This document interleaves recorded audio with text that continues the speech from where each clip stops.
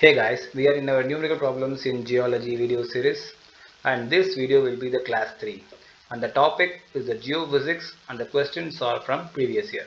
And if you want to search our videos in YouTube, you can use the hashtag geomath, and if there are lots of videos and you want to search our video exclusively, you can also add the hashtag successguru. Welcome to my channel Success Guru and myself Panjanathan, and let's get into the heading.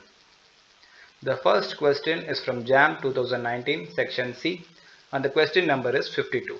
A 50 kg granite boulder gets dislodged from a cliff of height 20 meter and undergoes an absolute vertical free fall.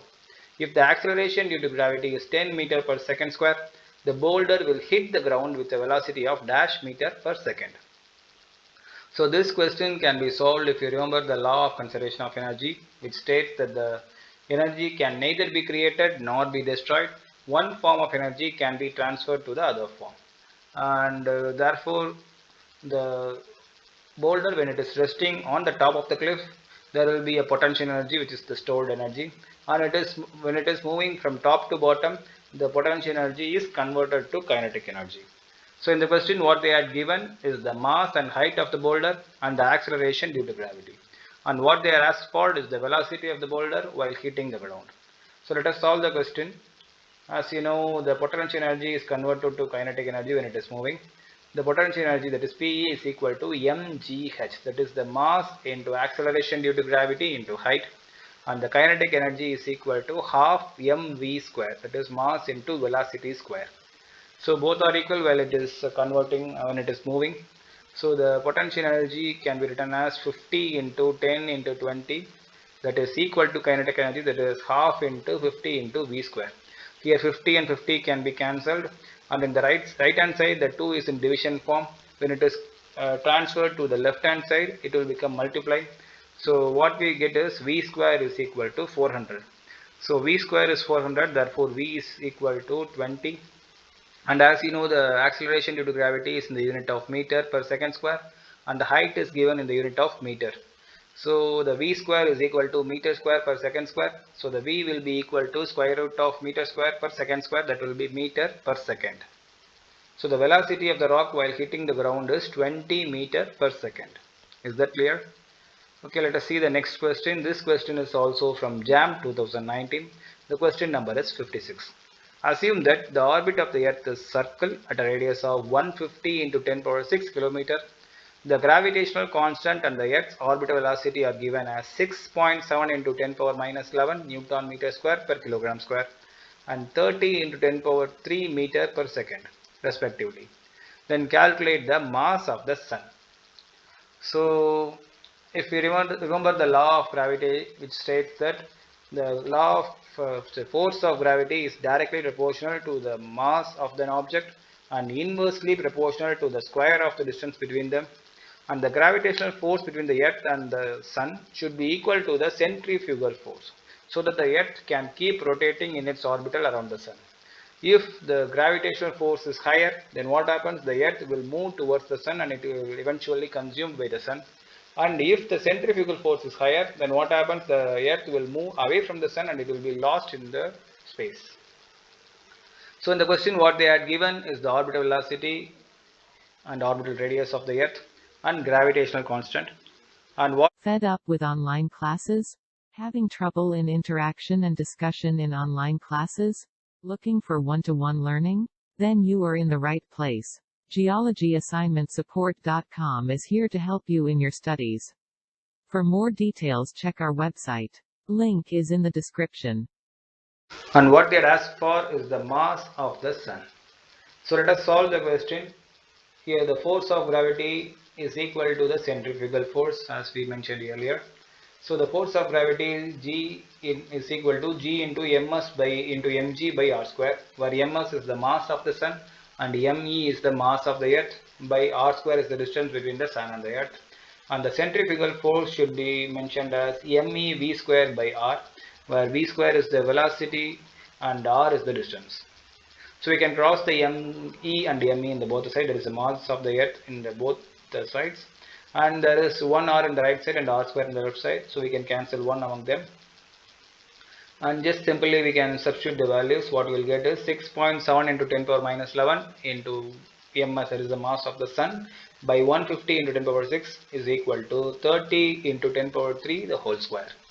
So by rearranging the equation, what we will get is ms, that is the mass of the sun, is equal to 30 into 10 power 3 whole square into 150 into 10 power 6 by 6.7 into 10 power minus 11. So the answer what we get is 2.015 into 10 power 30. Therefore, the mass of the sun is equal to 2.015 into 10 power 30 kilogram. As 10 power 30 kilogram is in the question, what we have to write is 2.015. Is that clear? Okay, let us move to the next question. That is, the question is from GATE 2016. That is from section 2. Question number is 32. The value of free air correction, assuming sea level as datum plane at an elevation of 150 meter is dash milligauss. So if we remember the gravitational survey, what happens, we have to correct the gravity value to some extent, and one of the correction for gravity survey is the free air correction.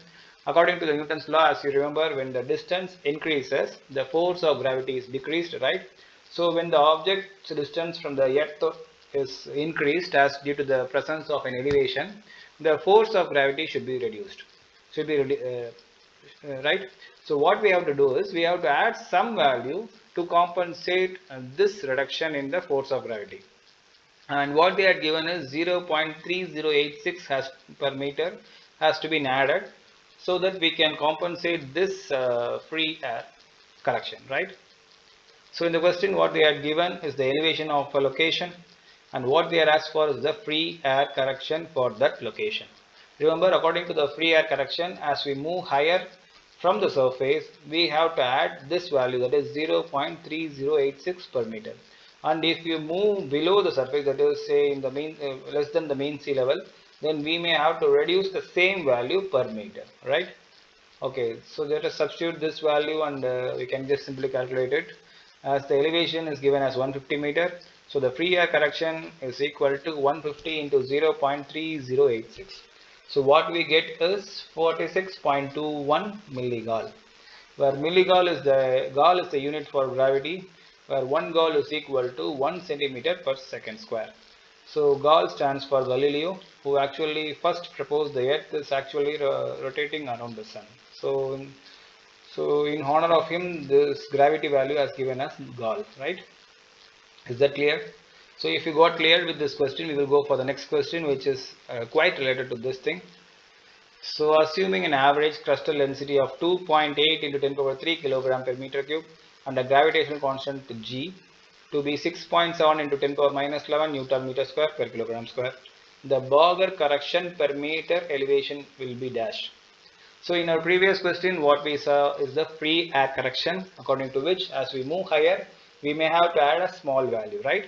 In Borger correction, what happen is they will be taking value for the elevation. That is, if you move from the surface to certain elevation, what happens? There will be a rock mass between that, right? If there is a presence of hill, there will be a rock mass in that region, right?